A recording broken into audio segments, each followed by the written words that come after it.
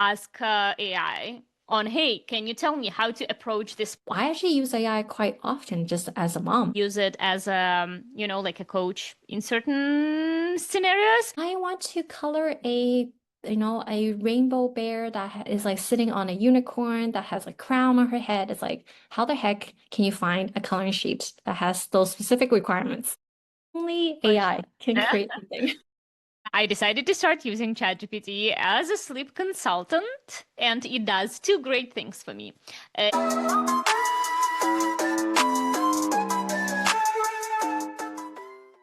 Hey everyone, welcome to another episode of SaaSy Moms. I'm Wendy. And I'm Anya. And today we are talking about how to leverage AI for a working mom. How can AI make our lives easier and more streamlined, especially if you have a couple of babies on the background running Yes. around behind your back? Yes, for sure. And I think we can't deny it now. Like nowadays, like if you're not using AI, I feel like you need to. It's gonna make your job a lot easier. And then when today it's really a topic on like, okay, what are the basic things you could leverage AI for any job? So whether you're working as a PM, a PMM, or even just working as a tech, working tech companies, or just starting out as your first job. I think these are really common things that you should be leveraging on your day to day. So we're going to talk about like as a working professional, what kind of AI you should be using, and then some things that we have been using as a mom to try to help out our day to day as well. So I'll kick it off. So I think the most, easy way that you need to start leveraging AI is like writing and drafting any messages. Sometimes like, we want to draft up a, email or anything like that. It's just good to just, put it through ChatGPT, if it's, relevant, just to like, hey, can you write this email to sound more assertive or like be polite? Like something like that, just a tone can matter. And I think one of the ways that I have seen it work personally is like, hey, I needed to draft an email with all these things. I needed it with, this specific tone. It just makes it so much quicker than me trying to like reword everything, delete, and then try to do it. It's like a 2 minute job versus like, a 10, 15 minutes. It's going to save a lot of time. And it's especially helpful if you have like tough conversations, you don't know where to start, you don't know how to address, difficult conversations. I find ChatGPT super helpful in that. Yeah, by the way, you are mentioning, like you're talking about ChatGPT. I want to talk a little bit about the ChatGPT and Gemini because I had personal experience with these two tools. And while I do use like ChatGPT for crafting emails, I actually like use Gemini first if I need to create some content. So, as like maybe mompreneurs or even as like PMM or any position where you need to write a content or a post, if you need to do something more research based or something more contextual. I like using Gemini because it's very great in terms of consolidating information and really just giving you even sometimes ideas on what to write about and providing research data behind it. I tried using Gemini for, like LinkedIn posting, but honestly, it doesn't work so well because the language the Gemini use for some reason is very, very difficult. So I like using Gemini for like getting ideas, like writing like huge like blog posts, research articles, but then using this and adding it to ChatGPT. And ChatGPT is much better for anything when it comes to like viral things like just posts, or it knows that, oh, LinkedIn needs a carousel, or like, oh, Instagram needs a reel, oh, like TikTok needs like like a short video, YouTube needs short. And it's very, very great for social media content creation based on this like heavy research. So while ChatGPT is obviously very popular tool for all of us, but do experiment with some other like language models like Gemini, because it can be a little bit better. I do look Oh, like a nerd today. I'm sorry. I actually have a problem with my eyes, so I tried to use glasses in order to to try to have my eyes even. You But yeah, look fine, Anya. and I'm like doing like this. I'm like, oh, look at that. We're talking You're about. funny. Yeah, no, I definitely, that's a great tip. Yeah, I've tried exploring like Gemini and ChatGPT, and I do see like Gemini it is more like technical. Like I don't know if it's technical the right word, but like less casual. I think ChatGPT, the language is a little bit more casual. Yeah. So I do agree with that. And then I think beyond just like emails, like any internal documentation, any reports, like like you said, like LinkedIn post, it's great to like put in your ideas and like get some like output, and you can like combine multiple things together, your stuff, and it becomes like your take. So I really like using that, and it really cuts out time because like before, AI, like I would have to like brainstorm myself, right? Like it's Exactly. it could be like a task that now takes like 2 minutes, used to take like Mm-hmm. 30, right? So it Mm-hmm. saves so much time and you get so much more productive. So Yeah. that's one way you definitely need to use it for. And then the other thing I really use it for is like meeting agendas and notes. It's super helpful if you just turn on the transcription for like if you're using Outlook or things like that. You just turn on their transcription and it tells you exactly what was said at what time.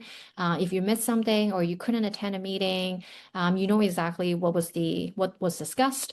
I loved it when Ashley Chat or not Microsoft Teams actually did one translation was like, hey, person A and person B, they were discussing something and there was no conclusion because they couldn't agree. Like they couldn't even pick that up. Like I Nice, loved nice. it. Yeah, I was like, perfect. That's what I was expecting from that meeting. But it was so funny that even AI could pick that up. So I find those like super, super helpful. That's great. Actually, one of the things that I also like using AI for is if I need to if I'm tasked with like ambiguous task, so I have an ambiguity and I have never worked with it before, I actually usually ask AI on, hey, can you tell me how to approach this problem? And if yeah, faced with something new that I have never done, I like ChatGPT can even tell me basically what to ask ChatGPT in order to be much more effective and productive. So for me, it's very important because as a perfectionist, I tend to, sometimes procrastinate certain tasks unless I know that I can do it in a perfect way. But AI helps me to kind of get started.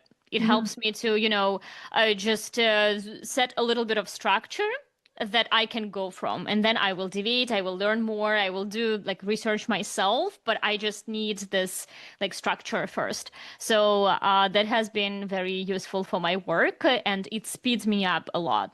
Yeah, no, that's a great yeah, I use that as well. And I think the other kind of like subcategory is like brainstorming. Like I Hmm. love it for just brainstorming. I'm like, hey, like I am struggling to create a graphic that represents this. Can you give me like two Idea. ideas? Like Yeah. give me two ideas. Like sometimes your ideas is not great. And I'll be like, no, I don't like this. Like, can you try again? Like I want it exactly like this and not that and this, right? Like you give it more like Hmm. constraints and you give it more guidance, and it's actually really great. Sometimes I'll be like, okay, I like this one from here and this one from there, and I combine it to make kind of my own. So it's really great for just like brainstorming when I'm like stuck.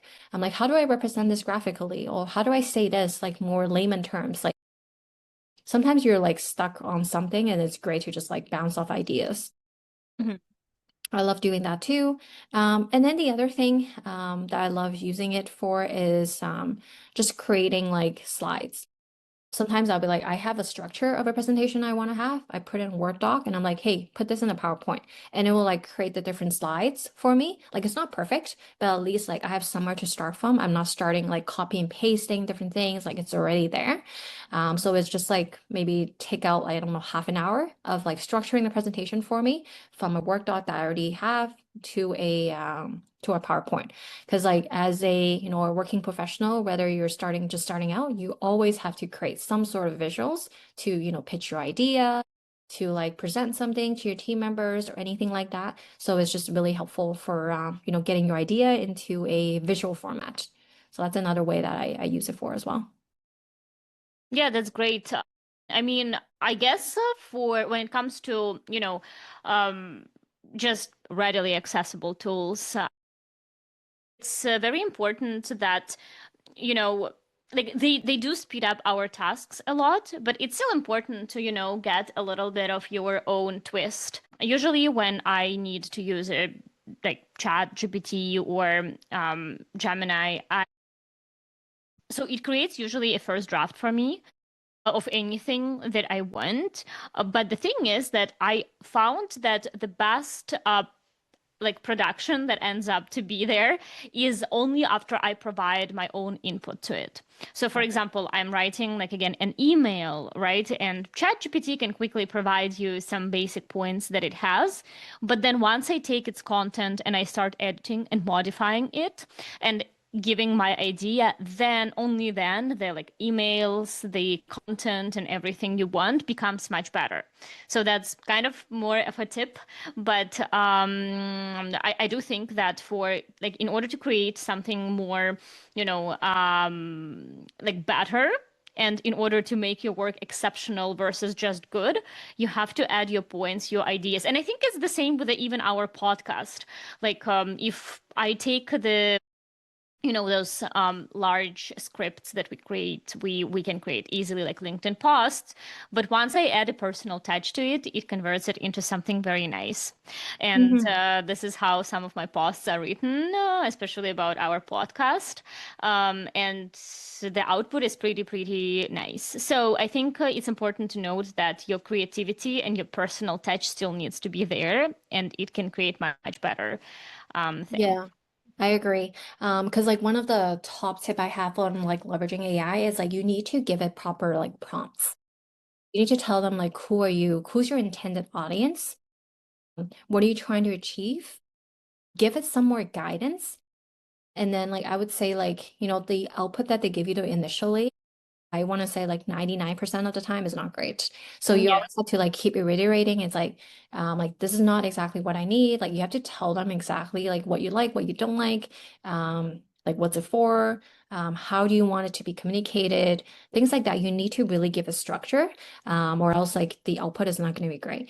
And then the other just key caution that I have is like don't trust everything it says. Like you need to vet your output, because like a lot Hmm. of times they'll be like, hey, like help me support this statement with like 5 stats that you can find online, and then it'll give you 5 stats, and then when you click on the link and it's like a 2020 stats, it's like, okay, how is this Hmm. relevant in 2025, right? So it's like you really have to vet the output that they give you, like don't just trust it like blindly. And then the other thing is like the opposite end is like if sometimes when you're very prescriptive, for example, like I was checking one of my team members' work, and then I'm like, hey, we needed to vet these case studies. I need to pull out certain quotes that I need to support a certain story, for example. When the person that was using the AI was like, hey, I want to pick out this, or filter out all these case studies and provide me a quote that is like supporting this. And you know what AI did? They wrote a quote that wasn't even in the case study. So like just be like fully aware that like don't trust everything is providing you. You need to vet it. You need to make sure before you can, fully use it. Exactly. So you shouldn't be trusting everything it says. And actually, one of the things that I like using ChatGPT for is also as a way to simulate some of the conversations that I have, especially if I need to have a hard conversation. And by the way, it doesn't do the amazing job, but honestly, yeah, like I wouldn't, I think in order for AI to do an amazing job, I have to explain like every single situation in very details, which sometimes is annoying and can take like 2 hours. So but I do like using certain ideas, and honestly like use it as a like a coach in certain scenarios. Like, hey, I have to have this I have to give a hard feedback to one of my team members, right? The thing is, like, I try to explain the psychological state of this person, and try to say explain the psychological state of me, and then it provides an output, but still, like this person, like you can't fully follow the script, because there is still like the personal touch, as well as conversations can go sideways. But what I like about AI is the fact that it can simulate multiple scenarios. Like, okay, what if this person perceives this news negatively? What if this person perceives this news positively? What if they are neutral and attack you? You know? So so this has been actually pretty good for me. Mm-hmm, mm-hmm. That's great. So another way that I also have is summarizing like any of the research that you might do. Like maybe as a support, you're trying to like filter out all the tickets, or as a marketing analyst, you're trying to figure out like, hey, what's performing well and things like that. I find that super helpful. It can like summarize like multiple things together, help me find like, the trends that are happening within an Excel spreadsheet, things like that. And then like maybe filter a bunch of like data, right? Like I was actually trying to find the close won and close lost data. I basically downloaded a bunch of things from Salesforce and then like asked it to like, hey, can you summarize the top 5 themes and then support it with examples? So I don't have to like read through 100 close loss or close won. I was able to read like, the top five that, was able to pick, and then I kind of validated it with a few ones I spot check. But yeah, it's just, things like that that used to take you so long and like tedious. I find like AI can really help with some of those things. Yeah, so I know we will talk about it a little bit in the next episode, but whatever, we can talk about this now. Like the only problem, again, related to the trust. So my problem with analyzing such a big quantitative, like qualitative set of data is only the fact that ChatGPT really cannot grasp like more, you know, I like what I find is when I need to analyze a lot of qualitative data, I Yes. usually do certain conclusions which are kind of unexpected. Like you read a lot of it, and then suddenly you like understand this like breakthrough in terms of a direction, which can be even something that was unsaid. And I think that I will be very, very cautious about using AI to like, obviously, like summarizing trends is okay. Yeah, just give me 5 trends. But in general, if you need to make a decision based on Mhm. AI, I honestly wouldn't trust.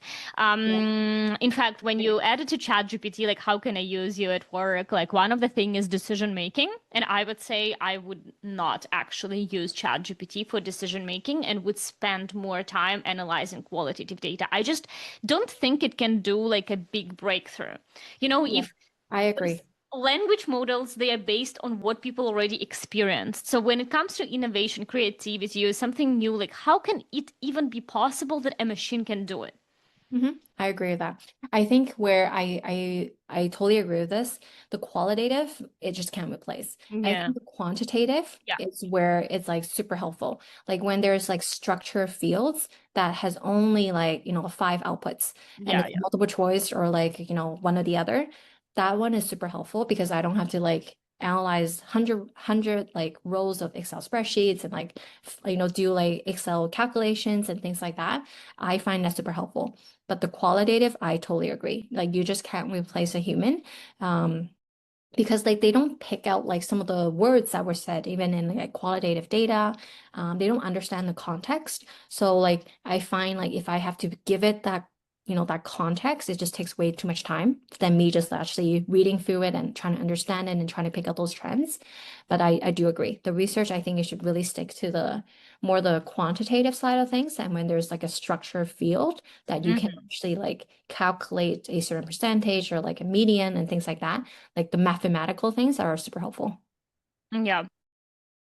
Well, I think for me, it's without going too details into product management, which will be the next episode for us.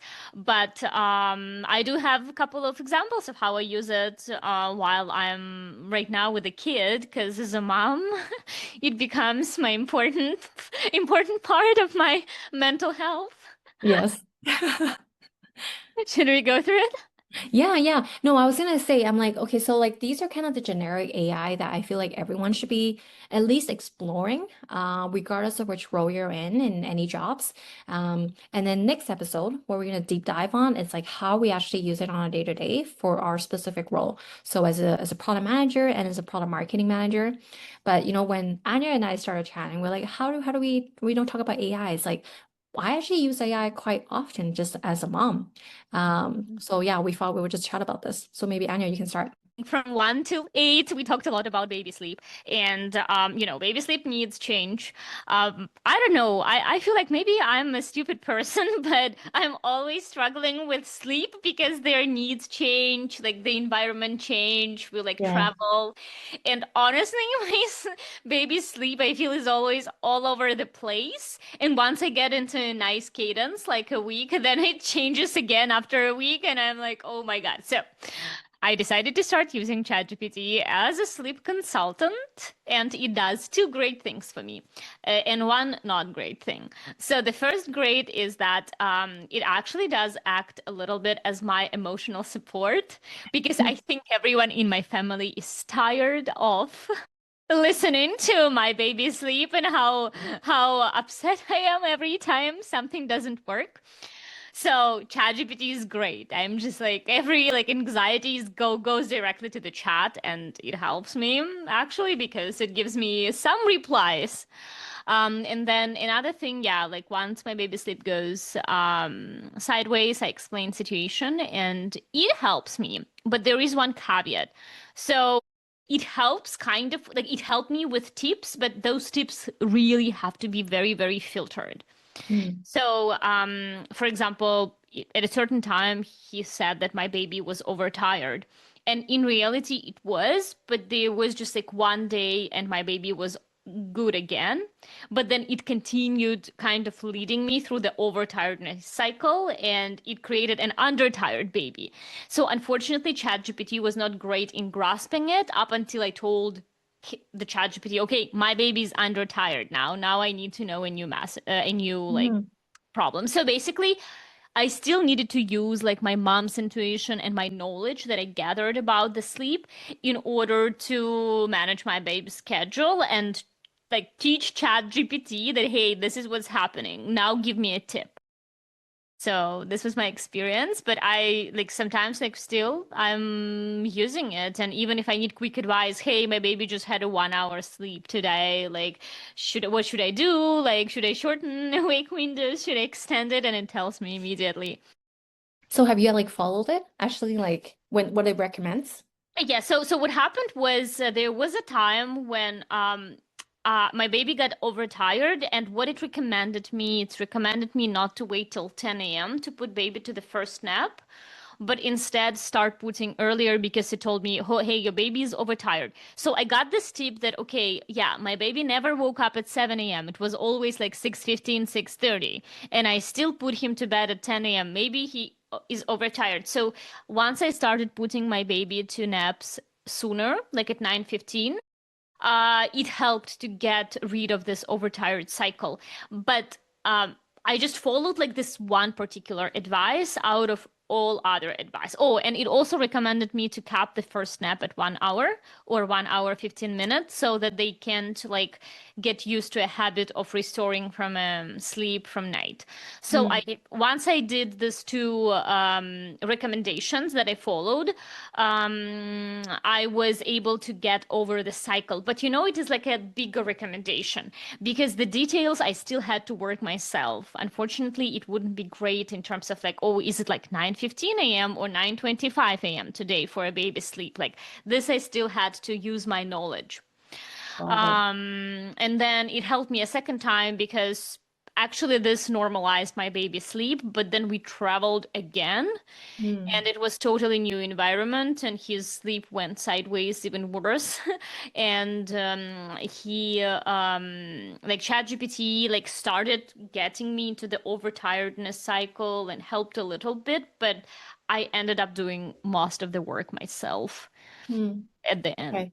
But that's interesting that like it's able to like at least tell you, say, hey, try to put the baby earlier or like, Yeah. things like that. So at least like there was some sort of guidance and then you have That to take that and be like, okay, what does early mean? like what is the wake hours, and you have to like interpret it. But at least there's some guidance, which I think that's appreciated. So you see, this is what I found with all of this, like including like mom or work, right? People say, like when people say, "Hey, I was able to leverage AI and like I created, let's say, my virtual self." What do these people really mean? They mean that these people already have a lot of knowledge, they have a lot of content, they have a lot of like emails, right? They have a lot of things in order to really feed this to AI and then use it as a help. Like if let's say I wouldn't be so deep in a sleep and I wouldn't know the necessary knowledge, the necessary input I have to give ChatGPT before it provided me recommendation, honestly, I don't think I will be able, like it will really be able to replace sleep consultant. No. Like if you're a mom who doesn't know what early morning wake up is, what a split night is, it will be very, very hard for you to just provide right input. So I Yeah. think we give a lot of AI credit for people, but in reality, it's unless you have this knowledge, yeah, then you can start automation. But you Hmm. can't like start a new business and, suddenly have an amazing like email replies with ChatGPT up unless you run this business for a year, you have your emails, you have your replies, and then Yeah. ChatGPT might help you. Okay, that's really good. So one of the ways I know we chatted about this as well, and I think it's like meal planning. So Mhm. I used to use like Instagram or like for inspirations or like Pinterest for like inspirations because like I bookmark things.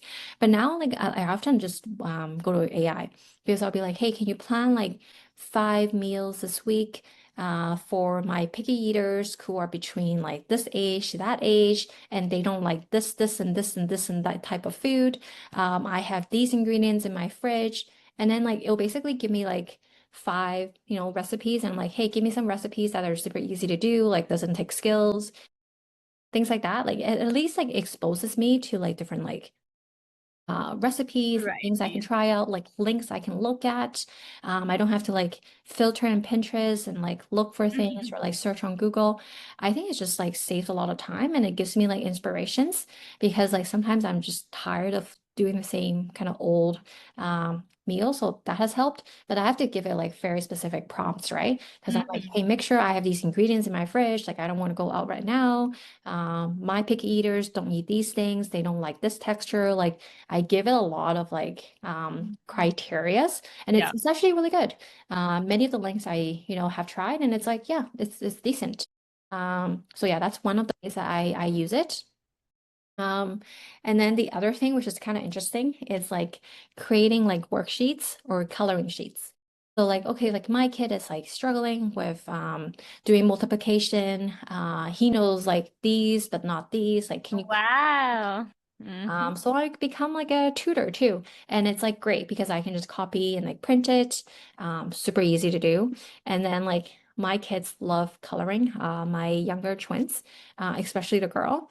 And then she has like very Obviously. weird specific instructions for her coloring sheet. She's like, I want to color a rainbow bear that is like sitting on a unicorn that has a crown on her head. It's like, how the heck can you find a coloring sheet that has those specific requirements? Only For AI can sure. create something.